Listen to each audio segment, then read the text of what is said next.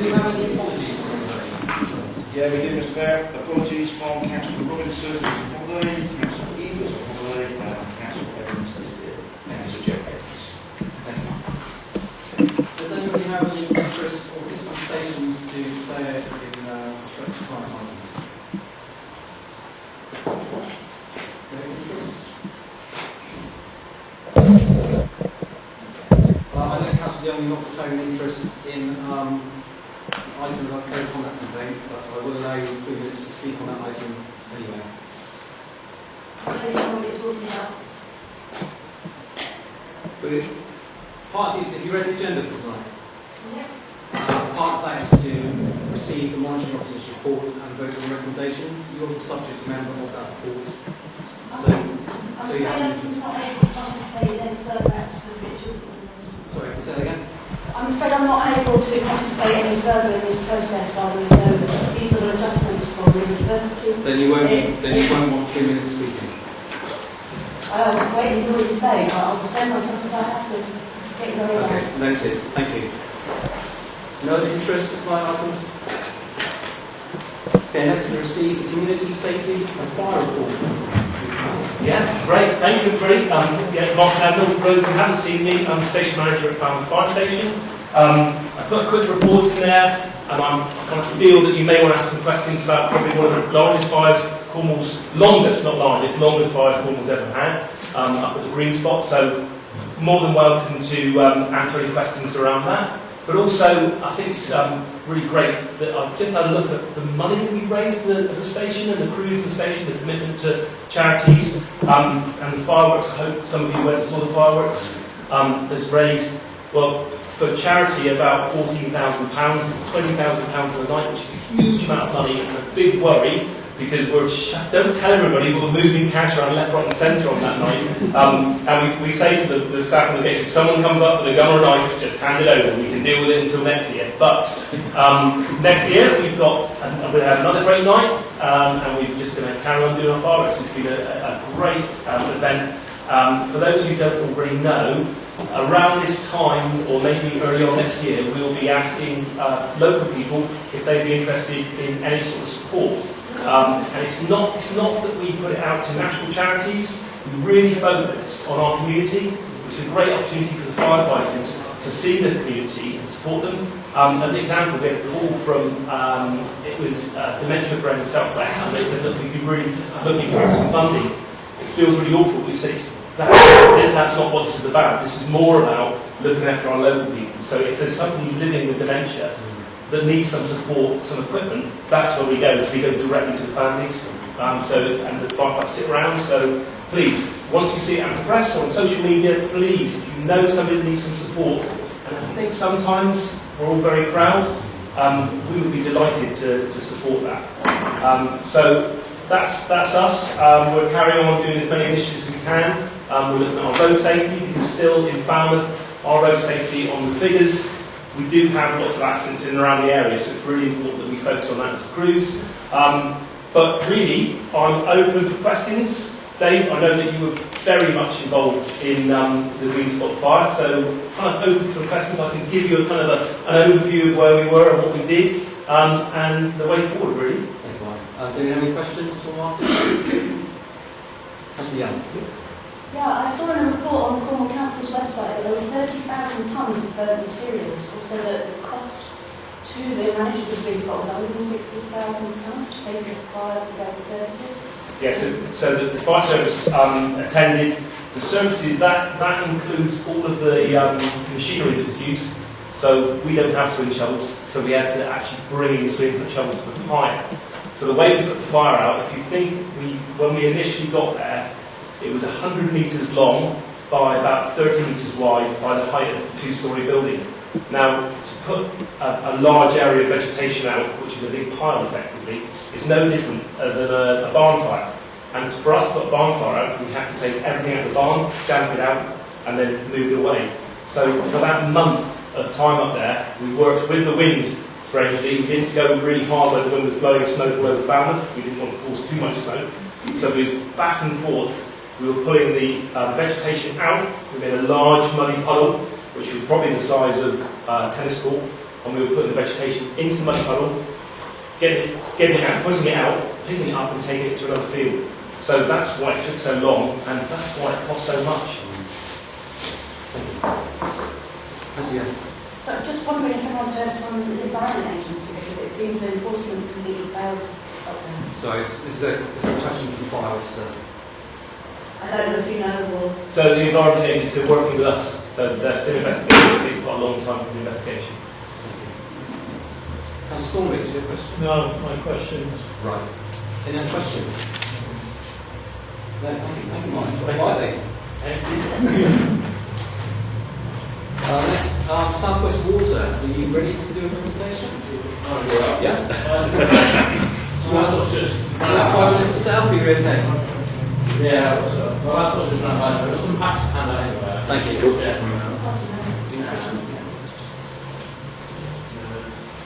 I've got 14 in total, so it might be a bit of a squeeze.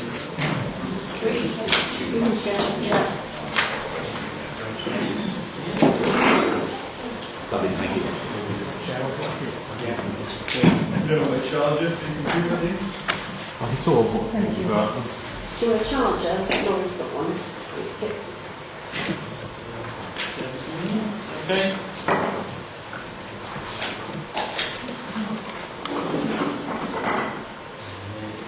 Can you try a charger?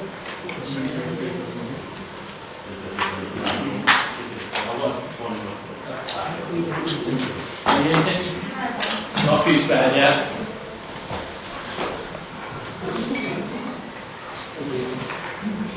And one last one, any takers? Cool.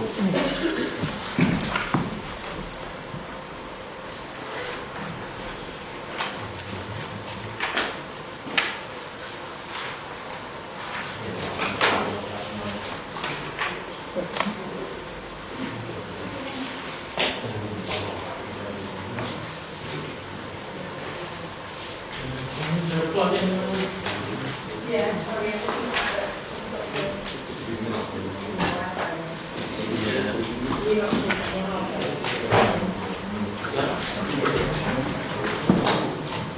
I'm going to move on to the minutes while they're setting up.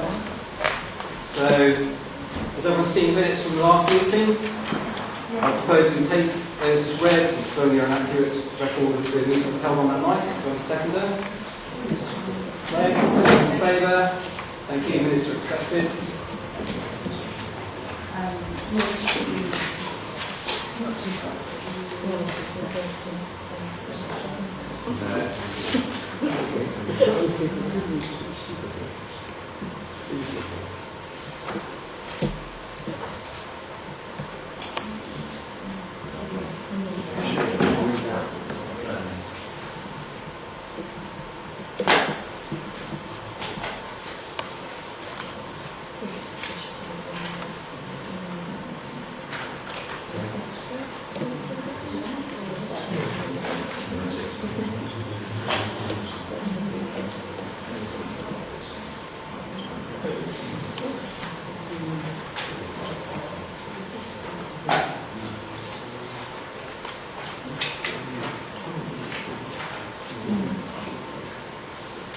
Okay, should we move on to item 9 now? So the police report, this is just for noting. Has everyone had sight of that? Sight of the police report, thank you.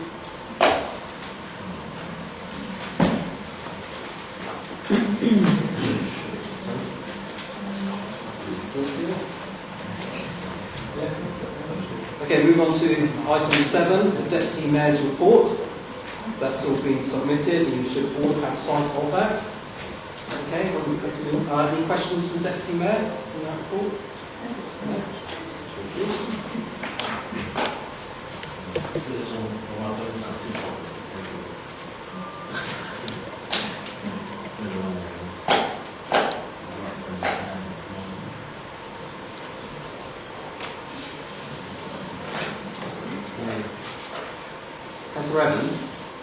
Councillor Evans, is your maritime report long? Do you want to do that now? 2 minutes. Yeah? Yeah. You should do that. Thank you. I'll move on to item 11, Maritime Line Forum. It's done by Councillor Evans. Thank you. you see that the minutes, there's been another meeting since those minutes. I'll combine the two. Fortunately, we've now got a fixed programme of meetings, 3 meetings in the year. First will be a meeting with the Maritime line and the Newquay line, because eventually it's going to be one line, so I think it's going to be good to get together there. And they created a survey, GWR created a survey in September, and it was over 2,000 responses, and some quite good feedback for the railway. And passenger numbers have gone up. 600,000 journeys in the last 12 months, that's up 6%, which is just above pre-COVID. So the line is back to pre-COVID. That's in 12 months, did you say so? Over 12 months. Really?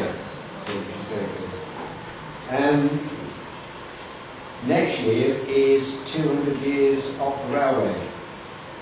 2025 is 200 years. That's officially they're taking that, so there will be events going on right across the country, but hopefully there will be some in Cornwall to measure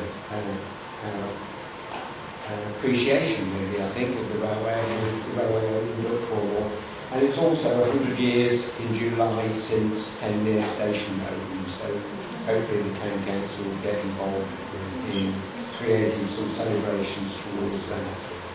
The Mid-Cornwall Metro is progressing, works. You've probably heard that there's no trains at the moment going on the Newquay line while they're carrying out the works there. There was a landslide as well which stopped trains. But they're looking for the first straight-through trains summer of 2026. Seems a long way away, but I think it will soon be here. Some of us won't be, but 2026 will. So as I say, we've now got a regular programme of meetings, which apart from the irregular ones that went on before. So I think it is an important group, and I'm pleased to represent the Town Council. Thank you. We appreciate your work on that regard as well, so thank you. Do you have any public questions? I have none received, Mr. Mayor. Thank you.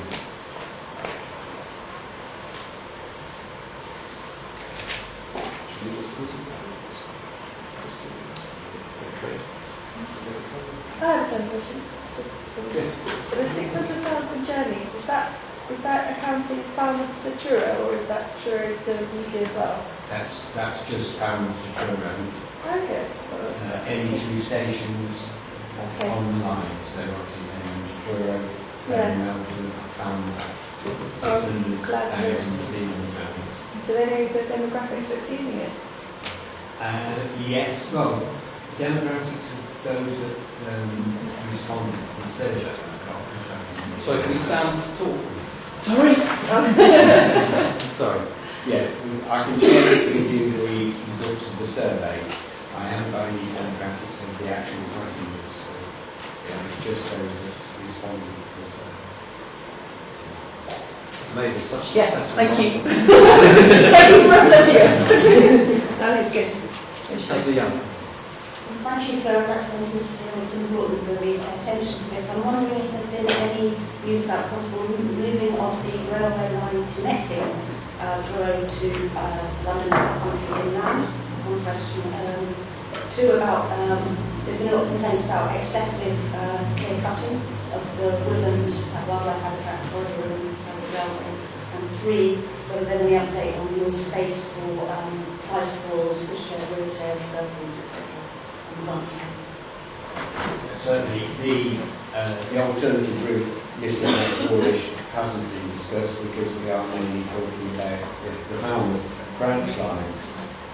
I did raise the issue of the new trains, or the new old trains that are on that line are supposed to hold more bikes than the original ones, but the way they've actually constructed the bike spaces, a lot of e-bikes won't actually go as a shelf, and they won't fit under that shelf, so they don't actually take as many bikes as the other trains did. And I did raise the question of the blitzkrieg of the railway line, the clear felling that's gone on. They have assured me that they only took out diseased trees. I didn't think there was that many diseased trees along that line. So it certainly looks a terrible mess at the moment. Some of it will recover, but I think that, we set back, there's a lot of trees lost. It's a shame, really, but they are pressing on regardless. It's difficult, they're a statutory undertaking, they have quite extensive rights under Acts of Parliament, so it's very difficult to challenge them. Thank you. Are you ready to go to South West Water? I am. Yeah. Thank you very much. We've got 15 minutes, if that's all right? Thank you.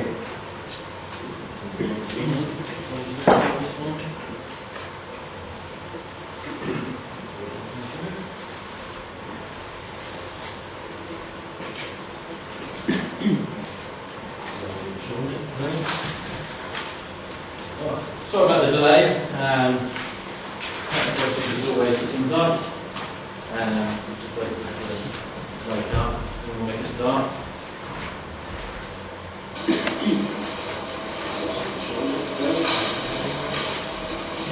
Sorry about the delay. As always, it seems like. Really start. Well done. Right. Yes, I'm here to talk about the Falmouth Accelerated Programme. I'm Charlie Ford, we've got Captain Merton and Mark Wright. Just going to do a bit of a brief through of what we've been up to and what we plan on doing. So this idea, what we've got here is a cascade of all the overflows that we've found. Some of these are within the scope of this project, some of them are not. We may notice is that on the right hand side there is now 17 overflows rather than the original 9 planned. So the original 9 will remain accelerated. All that's happened is we've looked at our investment programme, we found that there are another 8 additional overflows that are required for investment. Just like the other ones, they share the same sorts of drivers, whether it's 10 spills or screening requirements. There's 3 there that are noted for bathing water performance, so those ones are less than 2 for bathing performance. Sort of demonstrating on this slide is what we plan on doing is trying to flush through some high-level options, stuff that sort of works up here will ultimately have a benefit downstream.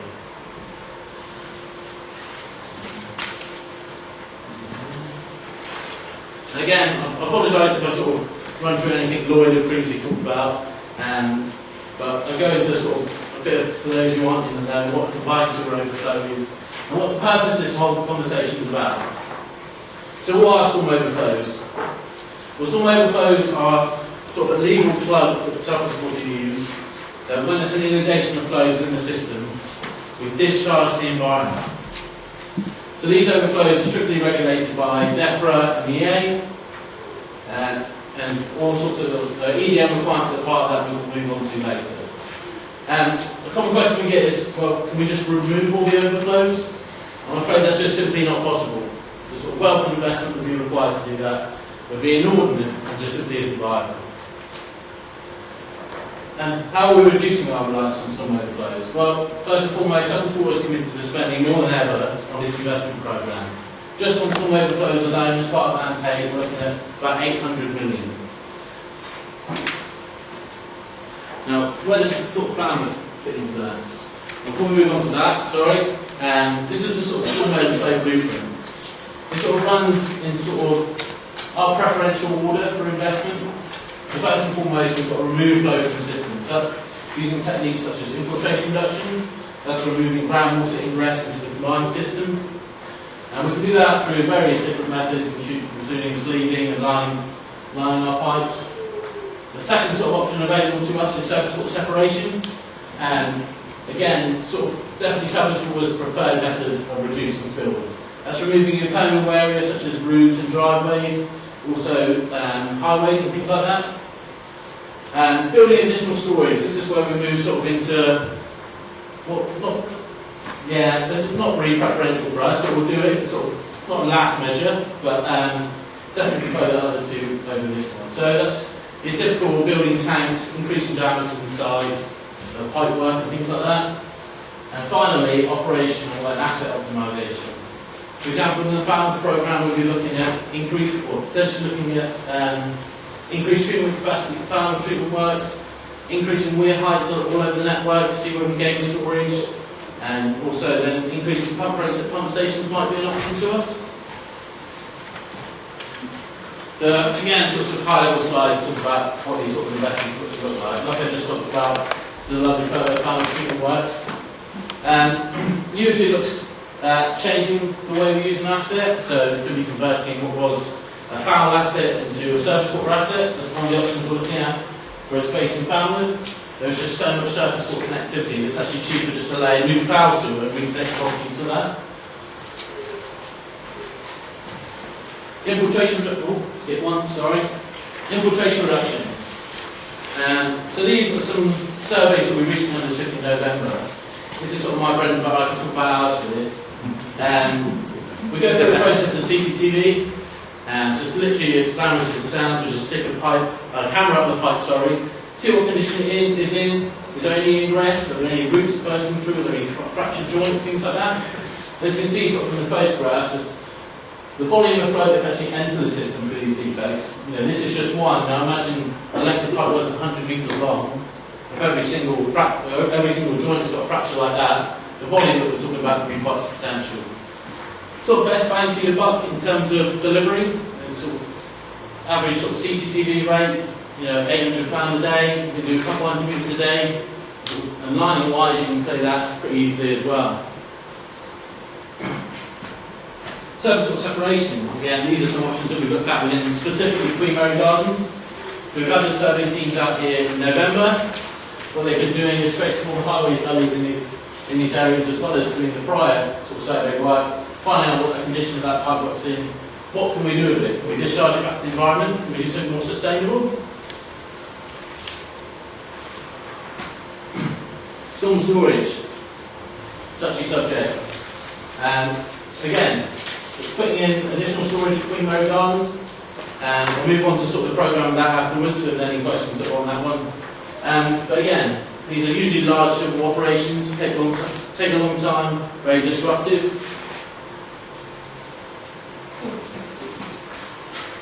Right, onto the sort of wider Falmouth package and what we've been looking at. So that prior slide I showed you with the 18 overflows, what we know is we've gone through a full process of what we can do. If there's any operational changes that we can make that will benefit all these assets, or maybe just a singular asset. Infiltration reduction, not just groundwater, but also saline infiltration, whereas the sea entering the system. And the review of the catchment plan, the local plan. Blue sky thinking, this is one we just plucked out of thin air. Can we convert one of our existing assets in Swan Vale that was a treatment works back in, and is now a pump station, back into a treatment works to reduce the load that's on Falmouth?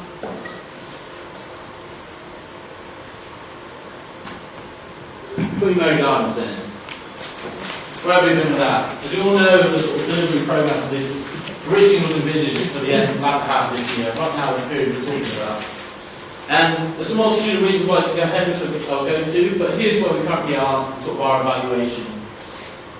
We came up with, originally I think it was about 450 metre cube storm tank. We've since revised that modelling work to include infiltration reduction, and that's 300 metre cube. And this option is significantly progressed. But what it didn't allow us to do was properly evaluate what surface water opportunities there were available to us.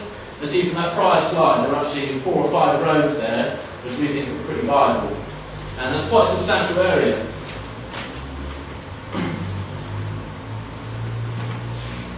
As I said, the original programme for this was due to set completion on the 31st of March. And the required work has now been postponed until after the summer embargo period 2025. Now what that looks like, it could be the storm tank option, or more preferentially it would be the surface water option. We've also done some work already to Queen Mary Gardens pump station, and that's already had a massive benefit to what we've seen. So this one I think is only spilled twice during this bathing season, and that's in line already with the guidance that we've been given from the air. The target is never 2, it's always less than 2. Now we're not just going to stop here, like I said, there is further work to do. And you can see the massive benefit this also had on the duration that asset's built.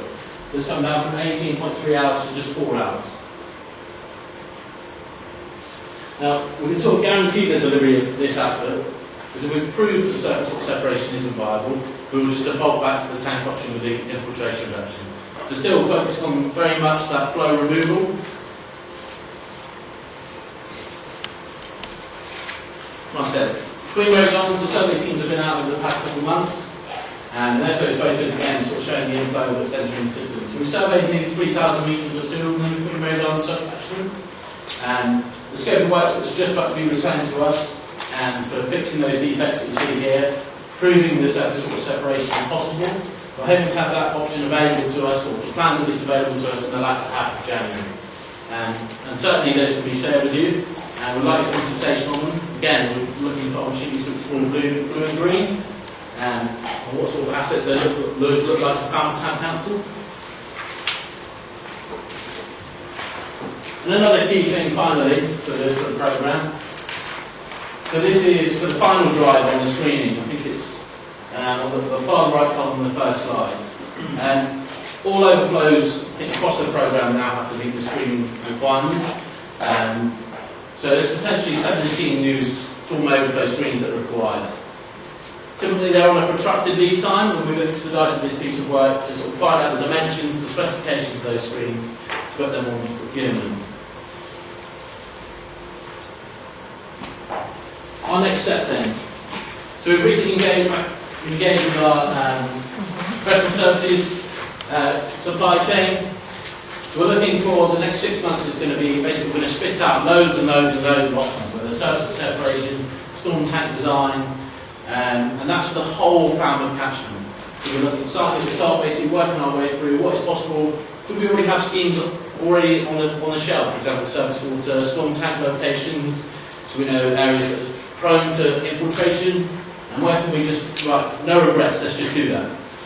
So we've come through an itinerary of those. We've definitely got some infiltration schemes sat on the shelf that we know need to go. For example, Blue Rock Water, Swan Vale, Swan Pool.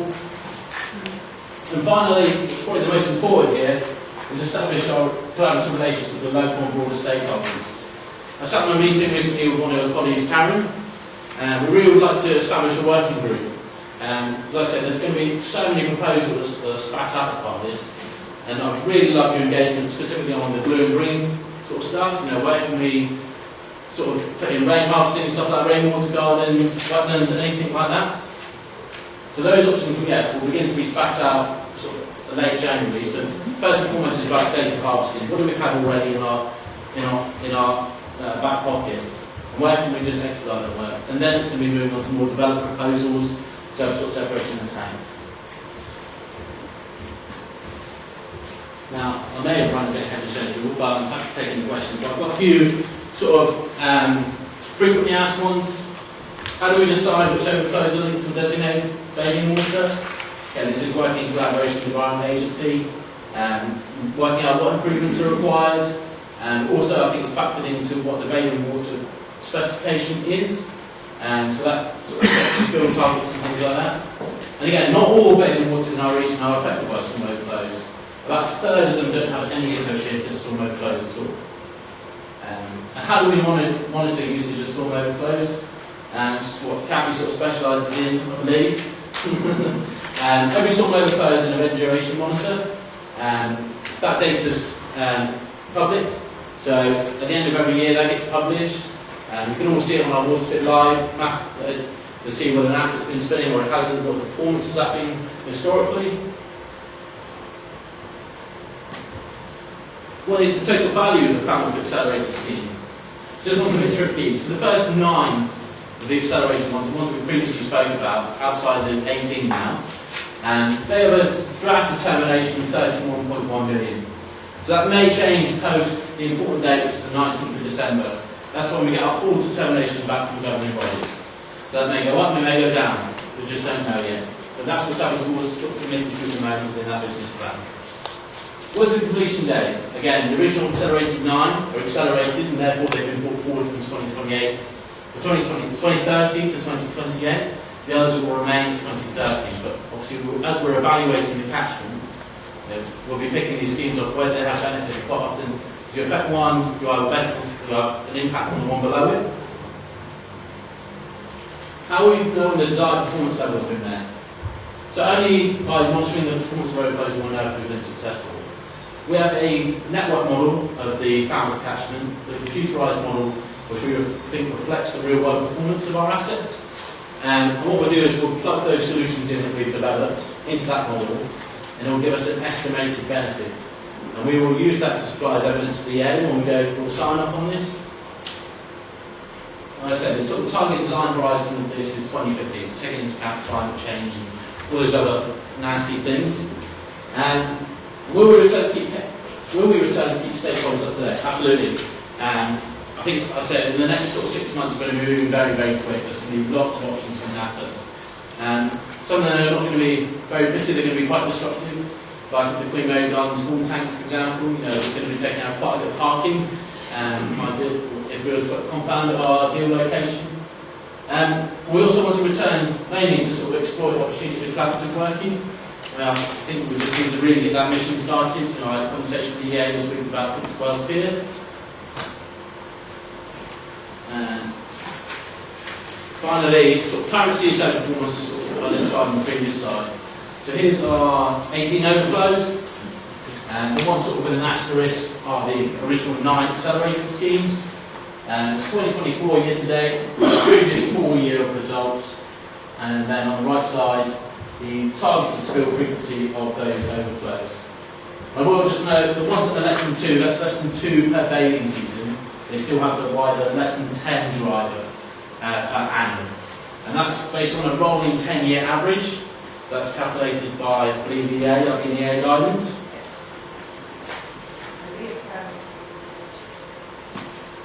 And finally, I think that's all I've got to talk about, so I'm happy to take any questions. Thank you. Just so everyone knows, councillors were asked to please submit questions to save time, it's not a busy agenda.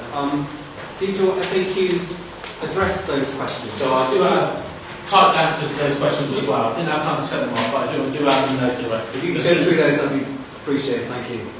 Not a problem. So, Councillor Dean Evans would like to know the details on infrastructure improvements at Queen Mary Gardens. Specifically, how much storage capacity is being provided? Is there any increase in power forward flows, and what will be the design spill frequency? So Queen Mary Gardens, I'll go to the prior slide. Queen Mary Gardens has a less than 2 spill per bathing season and a less than 10 spill per annum. The sort of targeted volume of storage at the moment is fluctuating. If we deliver more surface water separation, the overall need and necessity for that volume of storage comes down. So if we removed, say, 3 hectares of surface water, so that's just a planned view, if we remove that flow from the system, that storm tank may be able to come down to 50 metres cubed, and if we prove that the surface water separation just isn't viable, then it will remain at 300 metres cubed and we will deliver it at that. Currently, we haven't evaluated any options for increasing power flow at Queen Mary Gardens. So why are you doing more than it needs to do anyways? We have optimised it as much as we can. Sorry, could you stand up? Sorry. That's okay. Thank you. We've already optimised the pump station down at the moment, so it is delivering 4-5 litres a second more than it is delivering prevent, so that's what's happening to keep the spill levels down. And just sort of achieve this season, which I think is really fantastic.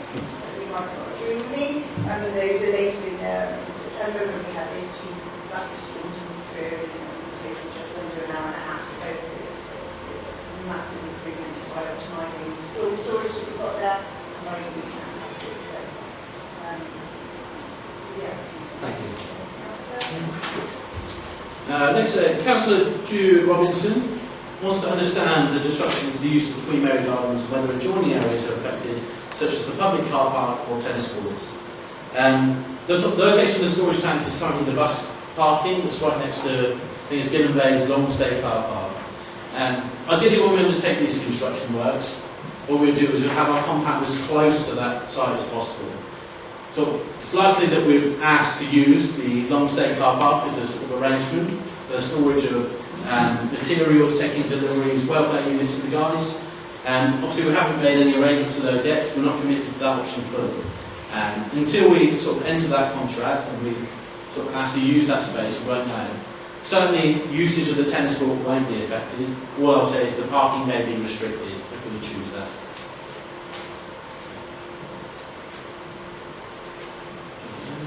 Councillor Steve Eber. A surface drain always smells like sewage on Triscobius Road. I'm sorry if I've butchered that one. Let me pass this to your operational colleagues. Thank you very much for that observation. These are the wins that we're always looking for, and the opportunities that's about what we want to exploit. All I ask for is if you can refine that to a sort of what 3 words example. I'm happy that we can forward that straight to our operational colleagues and we get investigation going. Well, I think at the moment I've just got the junction of the health centre. And sort of, I'm way out of county here. I'll say if you can narrow it down for me, I can certainly get something. We can do that for you, thank you. Lovely, thank you very much.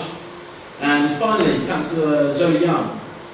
What progress do the plans for sustainable urban drainage solutions such as swales, ponds, mini wetlands, etc. in Falmouth and Penryn? In respect to the Queen Mary Gardens, we've recently concluded the investigations into the surface water separation to prove the connectivity of those highways assets into our compliance system. What we can do from that is our designer will spit out a raft of options, whether they're, the first one will always be laying a new surface water system, that's sort of default, you know. The next one will be evaluation of blue-green opportunities. And I only say the only problem with blue-green solutions, as wonderful as they are, is typically you come up with 1,000 options. And then when you get right to the end of the design process, you're left with 10. And so they take a while to deliver, they take a while to sort of come to fruition. I'm not going to say that we're not going to look at them, because we definitely are. But what I'm saying is we may need to wait a little while longer for us to come with a full proposal of what we plan to do with that. So we need to look at, is there the right area? Is it the right place to discharge? And is it manageable? Is it going to be manageable from the local authority if we are responsible for it? These are all factors that we need to take in. And again, into the wider Falmouth, our deep dive into sort of green first proposals hasn't truly begun yet. And we've, like I say, recently worked with Health Richmond. The first thing that's sort of on the radar for January is to look at the data that we do have, where those schemes are on the shelf that we can pick off. And then one of the key items that kicks off at the end of January will be biodiversity net gain and green-blue solution evaluation. Green-blue solution evaluation. I said that 3 times quick. So that will commence in 2025. Again, that's a 6-month process. Now that we're factoring basically what is the entire Falmouth catchment, we need to understand how those assets will then interact with each other. So I say it again, in the new year, all these things will start becoming fully to fruition, and I'm happy to return again with the consultants that we're working with to sort of demonstrate that and what options are available to us and you. Thank you. We've got the local county councillor here who didn't have the opportunity to submit a question, so I'm allowed to ask a question now. Thank you. Thanks very much for that update. Just in terms of the areas that the surface water separation, you've got 4 roads there. Yeah. And the other areas, you've got Fenwick Road and Station Road, which are north of Spurn and Wing Road. Just in terms of the catchment, you know, will it be outside of the 4 roads that you mentioned there? So it very well could be. Those are just the areas that we surveyed first. Like I said, there'll be a target of surface water area that we need to hit in order to have sort of balancing act in terms of delivering the storage. You know, if we deliver 2 hectares of surface water separation, and that gets us to less than 10 spills and less than 2 spills of Queen Mary Gardens, we hit our target. So what we've done right now is looked at the plan area, looked at what our requirement is versus the storm tank. It's basically an equivalent storage basis. And we've said, right, we were to take those roads in conjunction, that would allow us to meet our target. So we haven't expanded it beyond that yet. You know, if we need to, one of those options doesn't prove feasible for whatever reason, safety, cost, and yeah, absolutely we'll start to expand that horizon. Thank you. Just a very quick follow-on, Chair, if that's okay? Yeah, please. Thank you. Just about community engagement. Yeah. In this, I mean, will that be part of the New Year work, such as you're looking at driveways and people's existing green spaces, you know, would you plan to engage in the community in these concepts? Absolutely. I want to open more forums like this, definitely. So we'll harness the knowledge that you probably definitely have, other councillors have, other constituents, you know. Are there prone flooding hotspots with highways and things like that? You know, typically what happens if a highway floods, it usually works its way into the combined sewer system. So that's, again, a benefit for both of us there to evaluate. So we work quite closely with County Council on that basis. Again, I want to sort of replicate that what we've got here. So yeah, absolutely. I just was going to open the forum in terms of the working group. Again, I'm happy for you to supply my email address. If anybody's interested in joining that, absolutely we can get that started. Thank you. I'm going to add 2 more questions, then we'll wrap it up tonight. Councillor Evans? I probably signed off all those CSOs back to this week. And it was an incredible improvement on catchment. Very few overflows after that. But I'm quite concerned when you're talking about increasing the utility energy and new sewer to take the flows around and to decrease infiltration, and also to increase treatment capacity rather than to deal with those flows. And I'm quite concerned it may be cheaper and it may work, but in the long term it's not going to be sustainable. So, as part of that proposal, Ofwat has come to us with what they call price control deliverables. And we now have to deliver those matrix style solutions that we're talking about. So flow removal, so inflow removal, separation, infiltration, production side of things. So no water company can default to just, I'm going to build storage. Either just out of line with our business's objectives of green first solutions. Sort of first and foremost, the first triage that we're definitely going through is inflow removal. We're never just going to default to the easy option, which is building storage. So it's just not available to us. So that's sort of our position on that, really. So we're always going to go for inflow removal over building storage. One, due to the cost of it, and like you say, and the reason we're talking about increasing treatment capacity of Falmouth, for example, the catchment's grown vastly since that treatment works was probably built, and therefore probably could do with an upgrade. I'm not too sure. I'm not a treatment specialist, I'm afraid, but yeah, the sort of evaluation of all our assets and how those can work together, harmonisation. We talk about clean buried gardens in isolation there. Putting slightly more flows up the system is improved the spill performance a lot. And we're not just stopping there, we're going to be doing the inflow removal, infiltration reduction, surface separation as well. And to your point about the sort of new pipe work, Jonathan Hubbard, one of our consultants, again, has worked in the Falmouth catchment for a long time. And he said there's some areas that have so much surface water connectivity to the foul system, it's easier just to disconnect all the foul lines and head them to a new foul line only, and use that and discharge that surface water separation and surface water to the environment.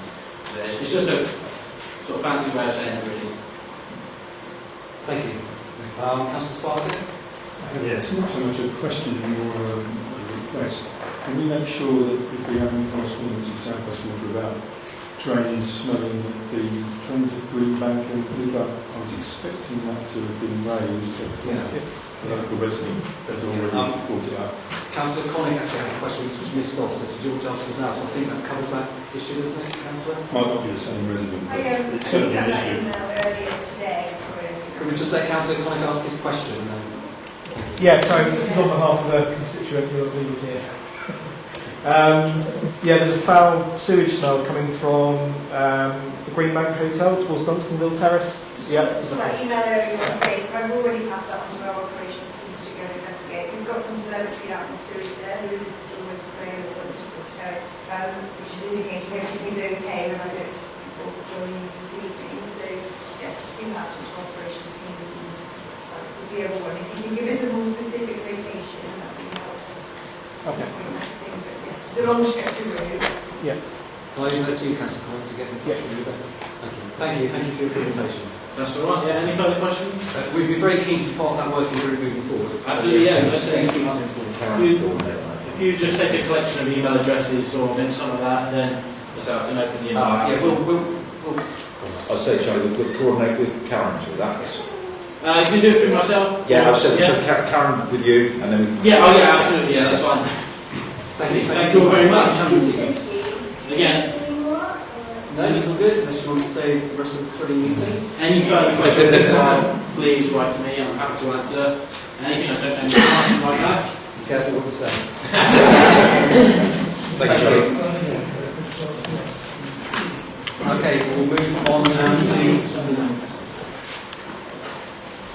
down to item 6, which is the Town Mayor's report. It's actually got a bit of an amendment. Addendum.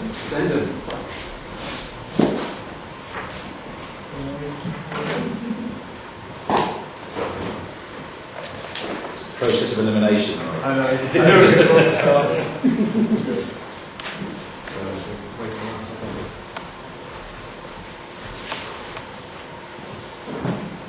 Okay, you've all had sight of my report. To add to that, because this came in after it was written and put on the agenda, Falmouth Town Council has been shortlisted for some national awards. We've been shortlisted for the National Association of Local Councils Council of the Year, That's a national award. The National Association of Local Councils Clerk of the Year. Wherever he is. The National Association of Local Councils Climate Response of the Year. So we have those 3 awards, and we're also shortlisted for the Cornwall Sustainability Awards. So well done to all those nominated, and well done to Falmouth Tower. Brilliant. Okay, move on to my report. Has everyone seen it, had sight of it? There are 2 items in there about doing some presentations to people who are here with us tonight. The first one is for Jack. Some of you will know Jack. Jack started with us as an apprentice on our grounds team, working under Simon Penner. He was a young boy.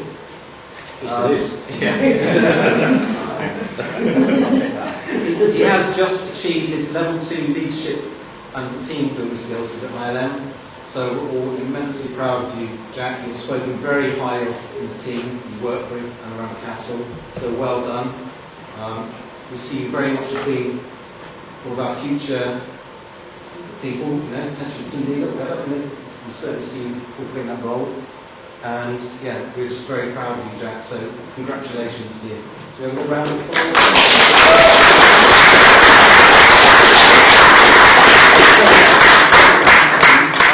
The second award is for Mr. Sean Pond, Macebearer. Many of you will remember Terry, who recently passed away very sadly. Terry himself was a Macebearer for 40 years with Falmouth Town Council. He started with Jeffrey Evans. And for 10 years, Sean stood by his side. And they were 2 Macebearers for 18 years. So for 18 years, the 2 of them were absolute stalwarts of any civic event we had. They saw many mayors come and go. And, again, always spoken very highly of, always conduct themselves with decorum. Very, very welcome additions to our team, and sadly missed. So we wanted to thank you for all of the effort you put in helping us, Sean. So thank you. Yeah, well done, John.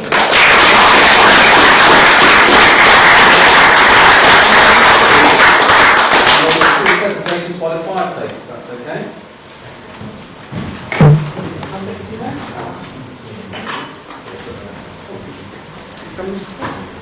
What we do?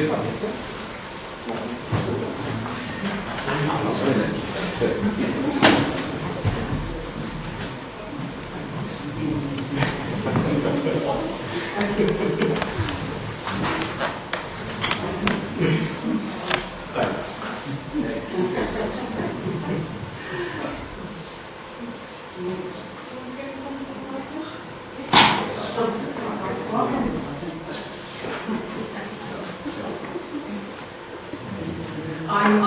Yes, but just for a minute, because I'm a lecturer at training. Yeah.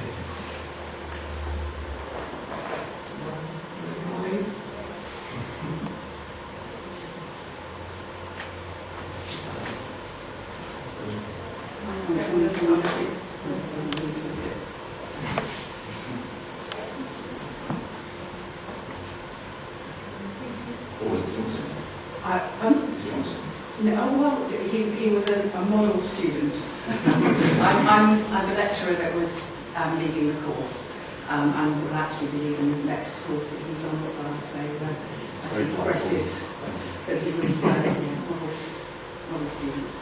Right, have you got enough of me? Just on the one again. Yeah. So, shaking hands.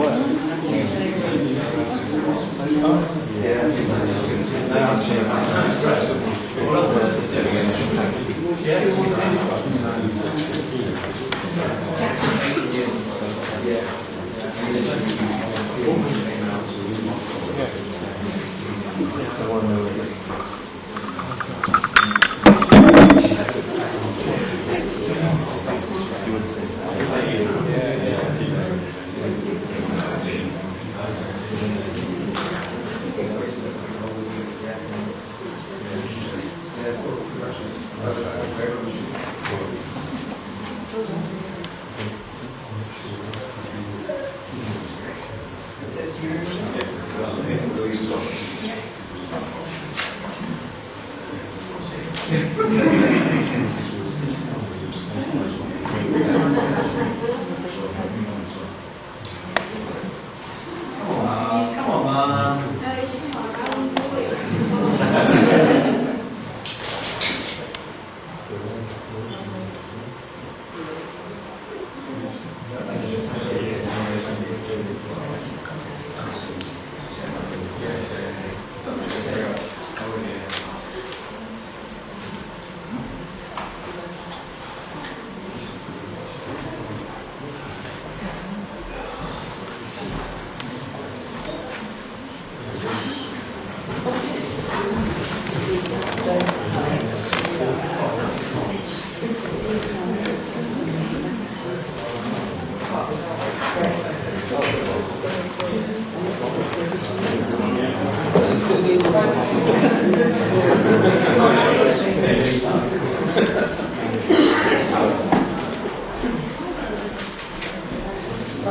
We'll take a 5-minute break.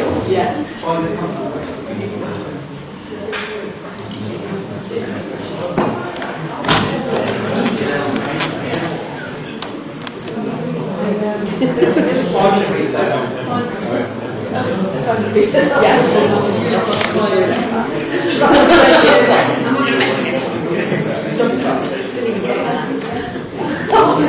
There was no driver. It wasn't in there, I was like.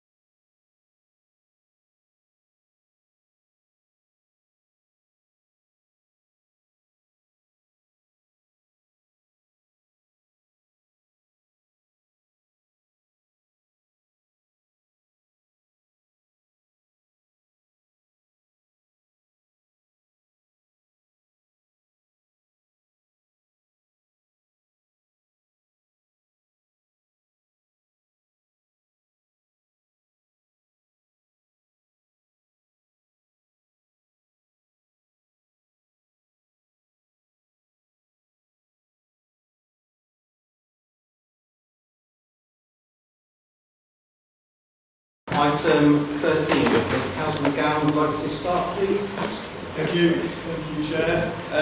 Just a couple of points I've got to raise before departing early. There's a couple of issues just locally which I thought I'd update on related to Bambi's, which is one of the traders in Queen Mary Gardens, which is a pop-up licence arrangement in conversation with officers and portfolio holders about the review and continuation of their presence within Queen Mary Gardens, and there's been some objections from residents and some councils within Falmouth town around the appropriateness really of that current vendor in Queen Mary Gardens.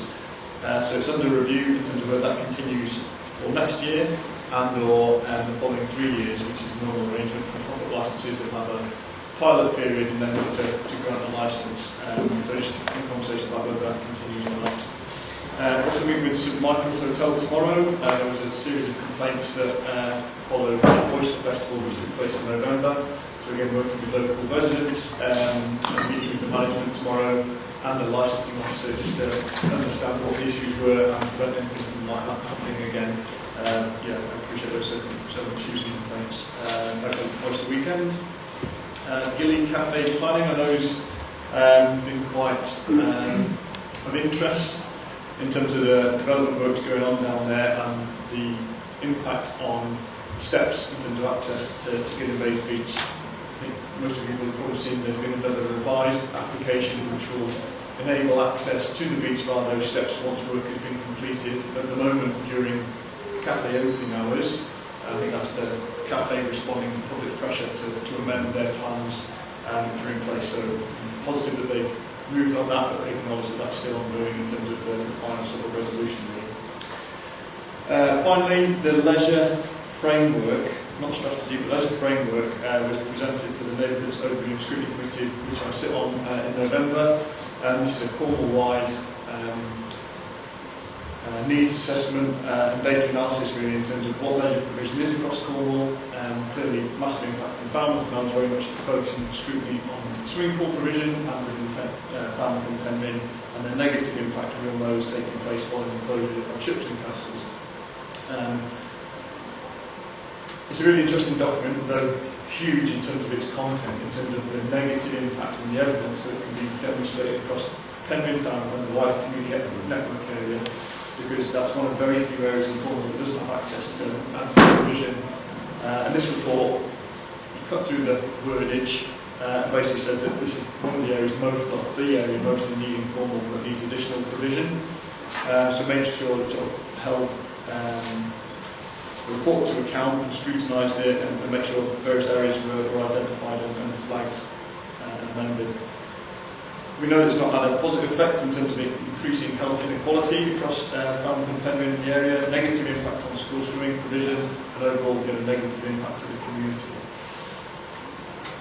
It will be presented to Cornwall Cabinet, I think on the 18th of December. I'm sure they will ratify it, but anybody who wants to go there and hold them to account, then I'm sure will be more than welcome. What does it mean? Cornwall Council have already said that there's no money to invest in leisure service provision, so that's not going to change. And what this needs assessment and report will do will help support external funding applications with Penn Dennis Leisure and the community company as well. So, important piece of work we've got to keep our eye on because it will have a big impact moving forward. So that's it. That's any questions. Is there going to be Councillor Sparrow? Again, not so much a question, more with information. So in the planning meeting that we held, it became obvious that local people believe that there's a public right of way at Gilly Beach, but Healy's don't seem to accept that, and that's an important factor, obviously, that needs to be clarified in the long-term conversations. Just want to warn you that it's not being established one way or the other, I believe, at the moment. And our response to the planning application was that we wanted it to be maintained to the right of way, provided it was proved to be a public way. Mr. Williams, is less a question, more of an invitation, if Councillor Seaver will allow me. The Cultural Services and Leisure Committee have made some representations on the leisure framework. Hopefully that was considered by the Review and Scrutiny Committee. And I think Councillor Sealer is keen for her committee to have a meeting with Cornwall Council around that. It might be useful if you're able to join in that discussion as well. Thank you. Oh, sorry. I just wanted to check that I understood as well. That's right. So, of course, we've made a representation to the Cornwall Council because the original version that we most recently saw was basically, I know there's no money, they've made that very clear, but also heavily sort of saying that we didn't need a swimming pool permission, and that's what we took obviously exception to because of the population, the area, the travel time, and we added in as well anecdotal evidence around the provision for our children learning, etc., etc. But what, if I understood correctly, is that the position has changed now, and we're saying, or this plan is acknowledging that Falmouth, of Cornwall in particular, but Falmouth it has the strongest need right now for a pool because we do not have access to one that will fit that rate. So the message has actually changed. Is that correct? So, the framework in the report is long and I would say complex, but it's based on calculations, I think, from swimming and sporting because they have applied this formula in terms of whether additional provision is needed or more provision is needed. And that was one of the key things I challenged and need. It fell just short of a certain benchmark of 160 cubic metres of water, which doesn't mean anything to anybody. However, that was based on Falmouth population, not Falmouth and Penryn population, or Falmouth, Penryn and the wider community network area. So, if you use those additional areas, it would have tipped this balance and demonstrated using its national formula that additional resources needed. That said, there's a new leisure services officer who seems really forward-thinking and willing to take this forward, and very much said, in a nutshell, don't worry too much about the calculation. That would only be a starting point for them to do a much more significant evidence based on the need. So he will be engaging with both local MP, myself, Falmouth Town Council to then build a case based on that data. But don't worry too much about the numbers because that would only be the starting point in building a business case for any additional provision. So I had exactly the same issue. I've raised it. He's sort of answered that to some degree. But yeah, a named person who we can take that forward with is the positive step. And to Councillor Spider's comment, if that's all right. Absolutely. Acknowledge there's questions around the right of way access to Gilling Bays Beach. The first thing I did and confirmed, I guess, is in terms of the steps themselves are part of the freehold and owned by the cafe. Representations in terms of how long the steps have been in use and does it become a right of way as a result of that were very much raised. I think part of the response from the cafe in terms of whether something's been in use for 10 years, 15 years, 20 years and becomes a right of way. You're right, I don't think that's been clarified by anybody. There seems to be a clear issue in either temporary or permanent removal of access to the beach. And I think that's why they've responded as such. Thank you, thank you for representing us on that forum. Councillor Young. Thank you. I was just looking that up today about the right of way, and it appears that it's Cornwall Council's responsibility to ensure that a landowner doesn't block an existing right of way with gate, wall, fence, padlock, etc. So if they do insist on keeping it closed at night, will Cornwall Council be enforcing on the I don't know about enforcement, I don't think that's been determined yet or not. I mean, I can certainly go back to the planning officer and find out whether they will be determining it as a right of way. And then I think it's a secondary question in terms of is access required during the night or when the cafe is closed. So I can take that back and ask, but I don't think we have a clear determination whether it is given the right way yet for them to then have anything to enforce. So someone has to take a legal case against them? No, I don't think so. I think Cornwall Council needs to take a position on whether it's the right way first, and then the question can be asked about whether it needs to be open permanently, not just during opening hours as they're proposing at the moment. Yes. Yeah. It all hinges on whether it's a right way or not. Yeah. Any questions, Councillor Garrett? No, thank you, Councillor. Thank you. Are the fair trade team okay to hang on for 10 minutes, or do you want to go now? You sit recreationally. Yeah, I mean, we've had a busy year in Fair Trade Round this year. We had 9 events that we've attended. The last 2 that finished off the year were Green Libraries Week, which was disappointing because the weather was bad, but it still made an impact. And the Fun Palace, where we were actually in here, and that was excellent. It was a really good event. We made lots of good contacts with people. There was networking. It was a lovely event. The gallery staff were brilliant. We felt that we made a difference, and it made a difference to us too. So that was really encouraging. But now we're looking forward to next year, because next year is really quite an important year for Fair Trade Falmouth, because it's our 20th anniversary. And we're asking you what you'd like us to do, or what we can do in conjunction with you. We floated some ideas in the report. We thought about how we can make ourselves visible.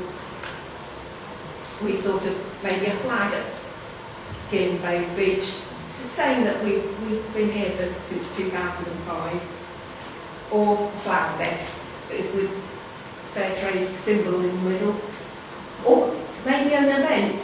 Do we have an event where we invite hotels, cafes, councillors that have been involved in fair trade over the years to say thank you for being part of the fair trade movement? But we really would like your feedback on what you would like to do and what we can do together. Great. Yeah, thank you. Councillors' feedback and suggestions to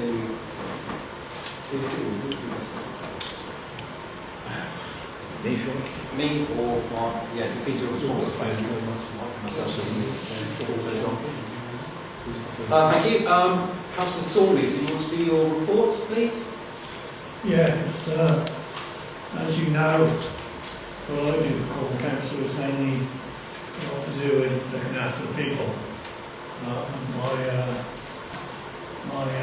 my area. And what I've been up to quite a bit actually, but there's nobody listening to anything I do because I'll be here all night, to be honest with you. So some of the things, a lot of highway issues. For example, Hillhead Road, they put in a new pavement, which is far too high, so the owners can no longer get into their property. I'm dealing with that at the moment. I'm seeing Barrett Homes today, and they're going to look at it next week and try and get the level dropped down. But Cornwall Highways seem to think differently. And I think Cornwall Highways are totally wrong in their plans. That's my opinion. A lot of housing issues as normal.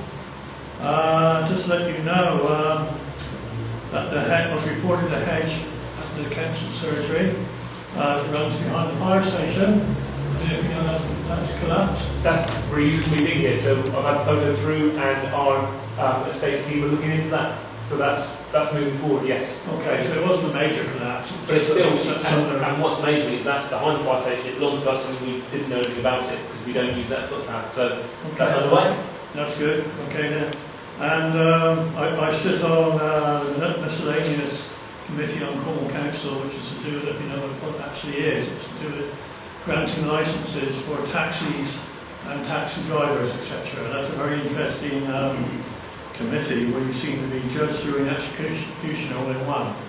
But it's an interesting, I was up there on Friday on that committee. And last of all, really, I suppose you've been reading in the local press about the residents in the cinema at Eve Park are not happy about the construction traffic going up through Eve Park to get to the new development, which is our biggest 40 new homes, which we protested about at the inquiry with the government inspector. Obviously, Inspector Priscilla won the day. That's 12 months ago, but it was stated in the conditions that they used the access up through Eve Park itself to get to the two fields. Now, there's been a bit of a debate about this because the residents were hoping that they could access the two fields via Bickland Hill. Now, since then, I've been in contact with the Principal Development Officer for Cornwall Council, and because of the narrowness of the road, And also the oak trees that line Bickland Hill, they cannot access the site through Bickland Hill. And he stated that. So unfortunately the residents, unfortunately, the traffic will go up through Eve Park to access the site. Okay? Yeah, it's tough on you. Thank you, Councillor. Any questions for Councillor Saunders? Councillor Young. Yeah, thank you for your work, and particularly on the green spot. I've been doing some research on that, and I'm aware that there's great need for somewhere for local gardeners and landscapers, etc., to be disposing of green waste. And I'm wondering what would be the best way forward to bring together Cornwall Council, Cormac, local landscapers, Falmouth Town Councils, surrounding town councils, and people like the Green Waste Company, who have massive chippers which can produce, they have a good business model to turn it back into mulch and compost and stuff. And I'm wary of the town council taking it on. I think that they're probably a bigger picture, that the failure of enforcement at Municipal and their failure to use the chipper that I believe they had and ending up with this terrible fire. I'm just wondering what we can learn from this and what the best way forward is to ensure that our area does have responsible green waste management. Yes, I have. I've been up and seen the owner of Green Spot, and he's saying that it's really all down to the environment now, whether or not he gets his licence renewed. And so this is the main thing now, but will he get his licence renewed, and also will he want to carry on? But I spoke to one of his family, and they did say nothing will be happening at the Green Spot until next spring, if anything does happen. But I hope, sincerely for myself, I hope he does open again, because he did offer a good service. You know, a lot of people can't afford to go up, especially from small traders, especially go away to Nick Ferris or further afield down to Hale. And so that's the current situation. It's down to the Environment Agency whether or not they're going to grant the licence again. Okay. Thank you, Councillor Saunders. Yeah, you provide good service up there, and you've done for a long time, so shame to shut down. Okay, thank you. Could I ask another question? Yes. Could I have your report, please, to Cornwall Council? What have you been up to? I'm just about to tell you. Once you've sat down, I shall stand up. Thank you. There you go. Obviously, I'm fairly new into the role, so not a lot of things have happened. Along with my two new fellow town councillors, we've made contact with the Penrose Tenants Residents Association. We now sit on that association, that group. There's a lot of discussion there about going to be taking forward any housing issues on the estate. So we've asked for a list of outstanding repairs to be produced. We're going to take that directly to the council and try and get some action on that. There was a mould survey done 9 months ago on Oldham Estate, and nothing has been actioned on that at all.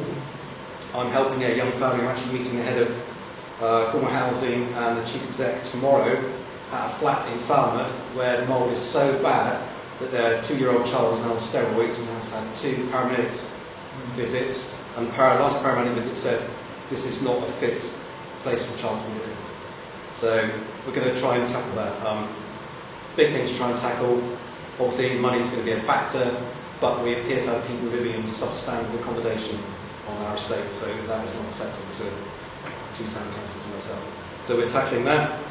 There were the caravans down behind McDonald's. There were 4 caravans. We're working with highways, and there's now just 1 left to be removed. Hopefully that will be moved quite soon. It didn't appear that there were people actually living in them. They appeared to have just been parked up there. So 3 of those have gone. I've called a couple of things into planning. The last one was the foam mast on the marine building, because Falmouth Town Council wanted to recommend refusal for that, and the planning officer wanted to recommend approval. Jude Robinson came along and spoke on behalf of the Town Council, and I spoke as well, supporting her case, but it unfortunately was voted through, so we didn't get on that. And interestingly, they were completely dismissive of our neighbourhood plan, so that was quite an eye-opener for me, to see it so easily pushed to one side. So that's it for me at the moment. Any questions? Yeah, great, let's move on.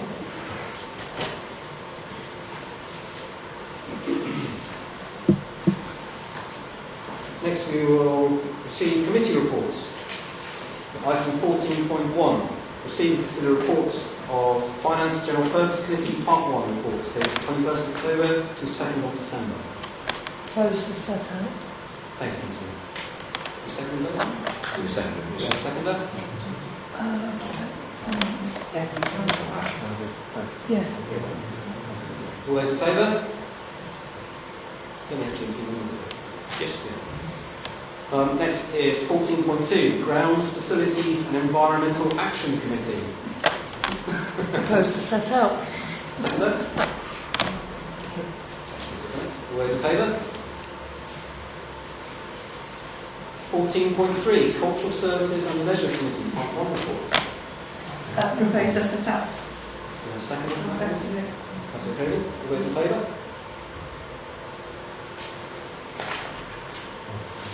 And 14.4, Planning and Licensing Committee reports, 30th of September through to 2nd of December.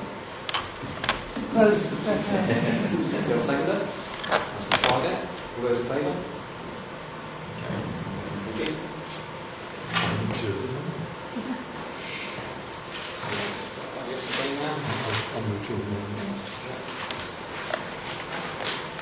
Item 15, Super Council's Network Session. This is for noting. Has everybody had sight of that?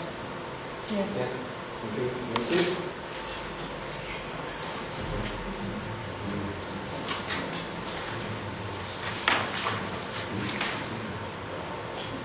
Go back to item 12, to receive the report of the Falmouth Henry and Community Link Officer. So that's been placed before you. Has everyone had sight of that as well?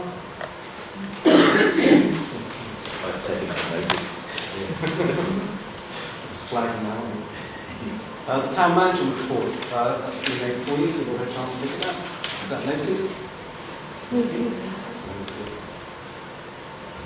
Town Parks Report, Part 1. Yeah, just the one item, Mr Mayor. That's the assessment decision notice in respect of Councillor Young. The report and the recommendation of the monitoring officer is there for members. Thank you, Councillor. The recommendation is that the rights extended to all councillors of Falmouth Town Council under Standing Order 1U are removed from the subject member, and that is the right to go to committees where you are not a member. So that's what we're voting on. We're not here to discuss the merits of the case. The case has been determined and decided. An appeals process has been gone through, so we are here purely to discuss voting on the recommendation. Does anybody want to speak? Councillor Young. I believe this proposal brings the council into disrepute. My experience in the past couple of years has been profoundly distressing, upsetting. I've experienced social and official ostracism since I asked for help as a neurodiverse disabled councillor. I believe that this request to prevent councillors attending meetings is an attempt to limit the democratic scrutiny and transparency of these Can I just committees. interrupt a second? It's not all councillors, it's just a subject member, and it's only committees upon you which are not a member. So you don't have vital votes in most committees. So it's not I a democratic consider issue. this to be bullying, exclusionary towards a disabled councillor. I believe this to be a toxic work environment and unacceptable. I would like to invite Falmouth Town Council to attend the conciliation service ACAS with me to seek a resolution that is within the law and with the A lot of these issues you're raising, Councillor, have already been dealt with over the past few This years. is gaslighting. I do not accept further gaslighting. Yeah, ACAS is an employment tribunal service.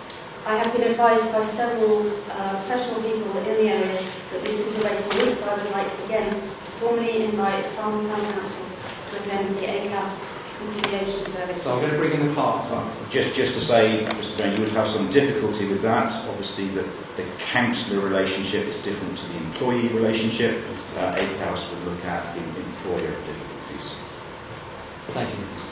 As volunteers, I believe that we are covered by the protections available to employees as this is a place of work.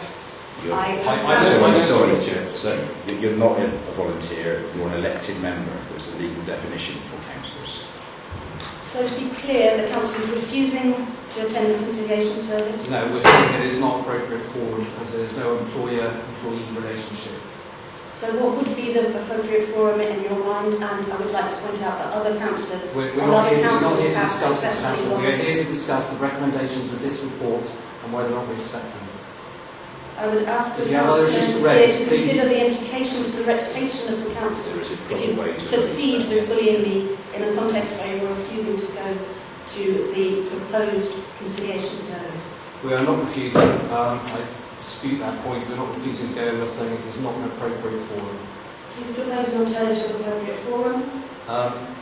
We're not discussing that, Councillor. If you want to raise those issues outside of this meeting, you're free to do so, and please I am do. profoundly unwell as a result of the toxic environment that has been created. Okay, we are noted. We are now going to vote on the recommendations. Sorry, does anybody else want to speak on the issue? Yeah, I'd like to. Have heard it? Thank you. I'd like the Yeah, council. 3 minutes, sorry. Yeah, that's fine. I'd like the council to support the recommendations of the monitoring officer. We're all extremely privileged to have been selected by the community to sit at this table in these rooms representing the town. To sit here is to have respect for the role, the people we serve, and to uphold the values we bring as individuals and collectively. We're also here to model positive behaviour, be professional, and show that differences of opinion can and should always be left in this room. However, we also need to be brave enough to stand up and be counted when it really matters. I still haven't received the apology I was mandated to get in March by the monitoring officer. The behaviour I experienced personally over 18 months caused me to step down from being mayor, step out of committees and remove myself from the majority of council events since May. I'm also a disabled and neurodivergent councillor. I haven't spoken about that situation publicly at the time or since because I am first and foremost professional and I have respect for this office and my colleagues. That said, I felt very alone dealing with those challenges and I won't sit here quietly while this happens to somebody else, not a member of our staff and not a colleague around this table. Please do not interrupt me, I don't interrupt you, thank you. We simply must do better to hold ourselves accountable and each other accountable for poor behaviour, particularly where it has impact on individuals' well-being. I feel complicit in allowing this behaviour to continue if I didn't stand up and be counted tonight, even though it's a very deeply uncomfortable thing for me to do and it may well open the door up for further public attacks on me. It still doesn't matter, it's the right thing to do, so I'm really pleading with you all to support the monitoring officer's recommendations again. Thank you. Thank you, Councillor. I would just like to point out that Sorry. I had If you've 9 got months something to of say, harassment. Councillor, can you follow the due process? We treat each other with respect and civility in this room. Hand up. Hands up. If you have a question directly related to Councillor Edwards. Yeah, my question is, how can you justify making false reports to the police? Sorry, that's not a question. That is a question. A false It's not a report to question, make it's the police. within I the was scope threatened of with the arrest. agenda I'm item. feeling like I need to leave town. That's not an because of appropriate question to be asking in this systemic public forum. harassment that I have Councillor, received. can I ask you to sit down, please? I will sit down. Thank you. I will not be bullied Thank out. you. You're not being bullied out. I'm asking you to treat everyone with the same respect and civility that you have been treated with. I'm asking you to treat Well, the if I same did as that- everyone else. That's okay. Yeah. Can I just go back to the investigating officer? As chair of staffing, we have a duty of care towards our officers. And the conclusion the investigating officer made, there is no circumstances in which an employee would expect to be treated in the same manner by their employer as being demonstrated by the subject member. And that's what we're voting on, that we need to protect our officers and make sure that we treat them in an appropriate manner. Thank you, Councillor Cody. Okay. There has been a breach in the code of conduct, according to the monitoring officer. They have made a recommendation before us, which is there to protect our members of staff from inappropriate behaviour and comments. Can you clarify what that Councillor is? Young, could you stop calling out, please? I'm talking. Thank you. It's all in the report, so we'll be voting on the recommendation as outlined by the monitoring officer, and this will be a recorded vote. So I propose from the chair that we accept the recommendations of the monitoring officer. Do I have a second? Councillor Edwards. All those in favour of accepting the recommendation? Do you want a recorded vote? Yes, please. I need to read them. Could you keep your hands up, please? Oh, okay. Councillor Connick, Councillor Pearce, Councillor Councillor Clegg, Councillor Sunby, Councillor Sealer, Councillor Edwards, Councillor Rowe, and Councillor.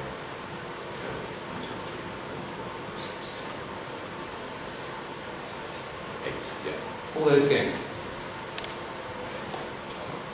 Any abstentions?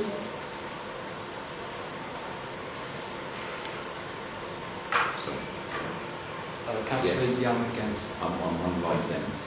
One councillor hasn't indicated. Councillor Spargo? Ritual humiliation. Sorry, I'll put mine. 4. Thank you. Yeah, clearly carried out. Thank you. I think it's fine. Moving on.